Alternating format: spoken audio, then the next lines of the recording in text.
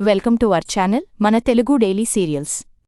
బ్రహ్మముడి సీరియల్లో అప్పు బట్టలు మడతపెట్టుకుంటూ ఉంటే కవి వచ్చి, నువ్వు పోలీసు అనుకుంటున్నావా? ఏ పని పడితే ఆ పని చేయడానికి వీల్లేదు. రెస్ట్ అవసరం నీకు. అసలే నువ్వు ఒట్టి మనిషివి కాదుకదా అంటూ ప్రేమగా అప్పుని తిడతాడు. అయితే అదంతా కావ్య చెవినపడి ఆగుతుంది, వారి గది గుమ్మం బయట. ఇక కవితో అప్పు, బట్టలు మడతపెట్టడం కూడా పనేనా కూచి? అంటుంది అయోమయంగా. పనే అంటాడు కవి. బ్రహ్మముడి సీరియల్ ఈరోజు ఆగస్ట్ 14 ఎపిసోడ్లో కవి అప్పుని పనులు చెయ్యొద్దు అని ప్రేమను చూపిస్తుంటే బయటనుంచి కావ్య చూసి మురిసిపోతుంది. చూడు పొట్టి, నీకు అంత తీరిక ఉంటే మంచి మంచి పుస్తకాలు చదువుకో, పాటలు విను అంటూ కవి ప్రేమగా సర్ది చెబుతుంటే తనమీద అంత ప్రేమ చూపిస్తున్నందుకు అప్పూ కవి గుండెలపై వాలిపోతుంది. అది చూడగానే కావ్య మనసు కాస్త చివుక్కుమంటుంది. వెంటనే రాజ్ కలలోకి వస్తాడు. నిలబడే కలగంటుంది కావ్య. తన పొట్టమీద చెయ్యి వేసుకుని అల్లాడిపోతూ అప్పూ కవిలవైపే చూస్తూ కలలోకి వెళ్తుంది. ఆ కలలో రాజ్ కావ్యవాంతులు చేసుకోవడం చూసి, సంబరంగానే నేను తండ్రిని కాబోతున్నానా అని తనకు తానే ఊహించుకుని కావ్యను ఎత్తుకుని గిర్రున తిప్పేస్తాడు. థ్యాంక్యూ కావ్య, థ్యాంక్యూ కావ్య అంటూ మురిసిపోతాడు. ఆ కలలోనే సుభాషపర్ణాదేవి రాగానే కావ్య గర్భవతి అని సంబరంగా చెబుతాడు. ఇలా కలగంటుండగానే కావ్య అలా బాధగా నిలబడటం చూసిన అపర్ణాదేవి, ఇందిరాదేవి కావ్య దగ్గరకు నిజంగానే వస్తారు. ఏంటి కావ్య ఆలోచిస్తున్నావ్ అని అపర్ణాదేవి అనగానే తేరుకుని అక్కడ్నుంచి ఏంలేదు అత్తయ్యా అనేసి వెళ్ళిపోతుంది. అయితే ఆ గుమ్మంలోంచి లోపలికి చూడగానే కవియప్పు హగ్ చేసుకుని కళ్ళు మూసుకుని ప్రేమగా ఉంటారు. అది చూడగానే ఇందిరాదేవి, అపర్ణాదేవిలకు విషయం అర్థమవుతుంది. పాపం పిచ్చిది నా మనవడు, ఈ సమయంలో తనతో పాటు ఉంటే బాగుండు అని కోరుకుంటుంది కాబోలు అపర్ణ అంటుంది ఇందిరాదేవి. అది ప్రతి ఆడపిల్ల కలకదా అత్తయ్యా, కాని అలా జరగడం లేదు అంటుంది అపర్ణాదేవి బాధగా. ఇక కావ్య బాధను అర్థం చేసుకున్న ఆ ఇద్దరూ తాము కూడా బాధపడతారు తప్పితే కావ్య దగ్గరకు వెళ్లరు. ఇక తెల్లారే కావ్య ఉదయాన్నే లేచి వంటగదిలో అందరికీ టీకాఫీలు పెట్టడానికి సిద్ధమవుతూ ఉంటుంది. అది చూసిన ఇందిరాదేవి, అపర్ణాదేవి ఇద్దరూ కావ్య చాలు ఆపు, ఇలాంటి పనులు చేయడానికే కదా ఇంట్లో పని మనిషిని పెట్టుకుంది. రత్తాలు రత్తాలు అని పని మనిషిని పిలిచి కావ్యతో ఏ పని చేయించినా నీ పనిపోతుంది ముందు అని బెదిరించి మరి కావ్యతో పనులు మానిపించి పైకి పంపిస్తారు. ఇక దాంతో కావ్య బదులుగా అందరికీ పనిమనిషి రత్తాలు, కాఫీటీలు పంచుతుంది. కావ్య ఎక్కడా అనే ప్రశ్న అందరిలోనూ వస్తుంది. కాని ఆ చర్చలో రుద్రాణి, రాహుల్ ఉండదు. మిగిలిన ధాన్యం, ప్రకాశం, సుభాష్ వాళ్లే కావ్య ఎక్కడా అన్నట్లుగా చూడటంతో ఇందిరాదేవి, అపర్ణాదేవి ఆడవాళ్లు వంటింటి కుండేళ్లా అక్కడే ఉండటానికి అంటూ ఇందిరాదేవి, అపర్ణాదేవీలు కావ్య తరపున మాట్లాడుతారు. ఇంతలో రుద్రాణి, రాహుల్ ఎంట్రీ ఇస్తారు. మొత్తం అర్థం చేసుకుంటారు. రుద్రాణి అయితే మనసులో కావ్యతో పనిచేయడం కూడా మానిపించిందంటే వీళ్ళు ఏదో దాస్తున్నారు, అదేంటో తెలుసుకోవాలి అని ఫిక్స్ అవుతుంది.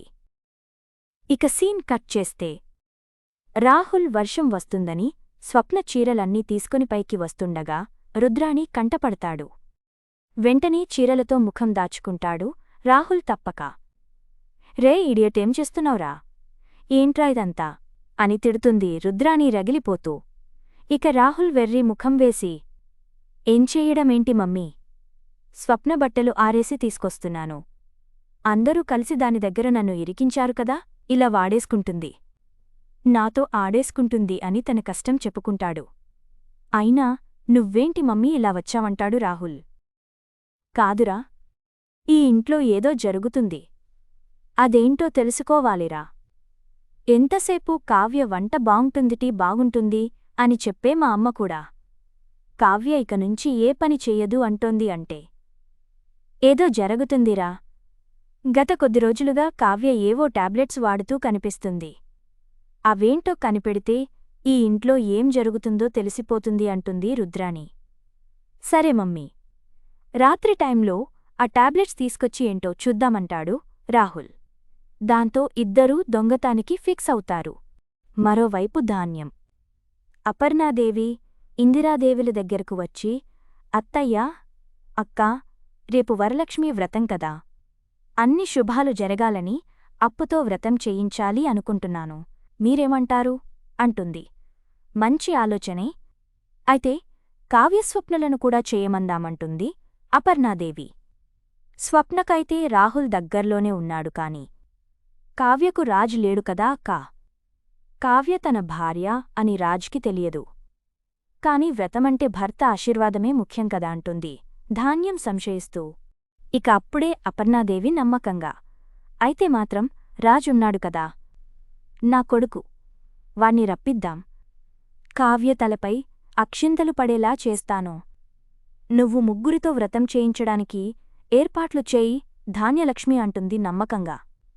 సరే అని ధాన్యం అక్కడ్నుంచి వెళ్లగానే ఆవేశంలో రాజు వస్తాడు, అక్షింతలు వేస్తాడు అన్నాను కాని ఇప్పుడు రాజ్ని రప్పించడం ఎలా అత్తయ్యా? వాణ్ణి ఊరికే రమ్మంటే ఏంటి అంటాడు. వ్రతం గురించి చెప్పిరమ్మంటే అనుమానం వస్తుంది కదా వాడికి అంటుంది తలపట్టుకుంటూ అపర్ణాదేవి.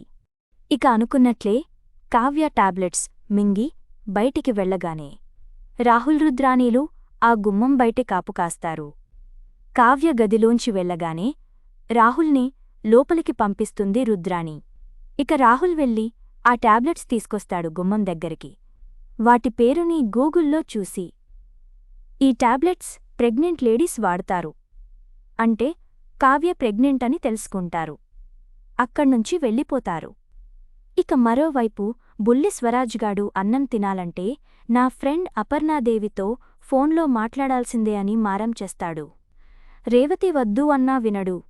ఇక బుల్లి స్వరాజ్ మారం చేయడం ఆపకపోవడంతో రేవతి అపర్ణాదేవికి కాల్ చేస్తుంది. వాయిస్ గుర్తుపట్టకుండా తన చీర కొంగుతో ఫోన్ మూసి, స్వరాజ్, మీరు మాట్లాడితే అన్నం తింటాను అని అలిగాడు, అందుకే చేశాను అంటుంది రేవతి అపర్ణాదేవితో. అయ్యో అవునా, వాడికి ఇవ్వండి అంటుంది అపర్ణాదేవి. ఇక బుల్లి స్వరాజ్ అపర్ణాదేవి చాలాసేపు ఫోన్ మాట్లాడుకుంటారు. అక్కడ జగదీష్ కూడా ఉంటాడు. రేవతి ఇంకా జగదీష్ కొడుకుని చూసి మురిసిపోతారు. చాలాసేపు మాట్లాడుకున్నాక మీ అమ్మకు ఫోన్ ఇవ్వు అంటుంది అపర్ణాదేవి. అపర్ణాదేవి తనతో మాట్లాడాలి అనుకోవడంతో రేవతి భయపడుతూ అందుకుని చీర కొంగుని ఫోనుకి అడ్డం పెట్టుకుని హలో అంటుంది. ఎపిసోడ్ అయిపోయింది. అయితే అపర్ణాదేవి రేవతితో రేపు మా ఇంట్లో వరలక్ష్మీ వ్రతముంది, వాణ్ణి పంపించండి అని చెబుతుంది కాబోలు. ఎందుకంటే కమింగ్ అప్లో బుల్లి స్వరాజ్ అపర్ణాదేవి ఇంట్లో ఉంటాడు. రుద్రాణి పెద్ద స్కెచ్చే వేసింది. ఆ బుడ్డోడ్ని అడ్డం పెట్టుకుని అదేంటో చూసే ముందు ప్రోమో వివరాలు చూద్దాం.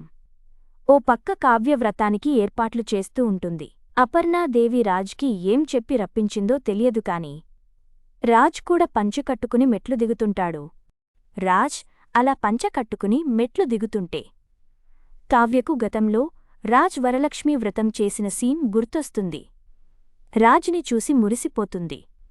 ఇక సీన్ కట్ చేస్తే బుల్లి స్వరాజ్ బయట ఊయల్లో కూర్చుని చాక్లెట్ తింటుంటే రుద్రాణి మచ్చిక చేసుకుంటూ వాడి పక్కనే కూర్చుని, నీకు చాక్లెట్ ఇచ్చినా ఆంటీ త్వరలోనే నీతో ఆడుకోవడానికి ఒక బుల్లి ఫ్రెండ్ని కూడా ఇవ్వబోతుంది కదా, అందుకని కంగ్రాట్స్ చెప్పాలి అని తెలివిగా వాడ్ని లోపలికి పంపిస్తుంది.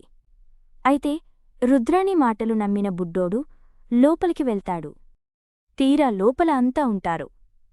కావ్య, అప్పు, స్వప్న ముగ్గురూ పూలుగుచ్చుకుంటూ ఉంటే సుభాష్, సీతారామయ్య ఒక సోఫాలో, కవి ప్రకాశం, ధాన్యం ముగ్గురూ మరో సోఫాలో ఉంటారు.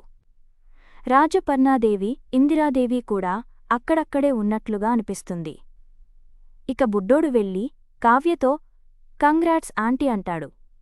నాకెందుకురా కంగ్రాట్స్ చెబుతున్నావ్ అంటుంది కావ్యపూలు గుచ్చుకుంటూ కూల్గా. నువ్వు కడుపుతో ఉన్నావు కదా అంటాడు బుల్లి స్వరాజ్. కావ్యతో పాటు రాజ్యపర్ణాదేవి షాక్ అవ్వడం చూపిస్తారు ప్రోమోలో. అక్కడితో ఆ కమింగప్ అయిపోయింది. అయితే ఇదేదో పెద్ద ట్విస్ట్ అన్నట్లుగా చూపిచ్చారు కాని బుల్లి స్వరాజ్ అలా అడగ్గాని కడుపుతో ఉన్నది నేను కాదు, ఈ ఆంటీ అని ఎవరో ఒకరు కవర్ చేయడంతో ఆ సమస్య తీరిపోతుంది కాబోలు. మరిన్ని వివరాలు తరువాయి భాగంలో చూద్దాం.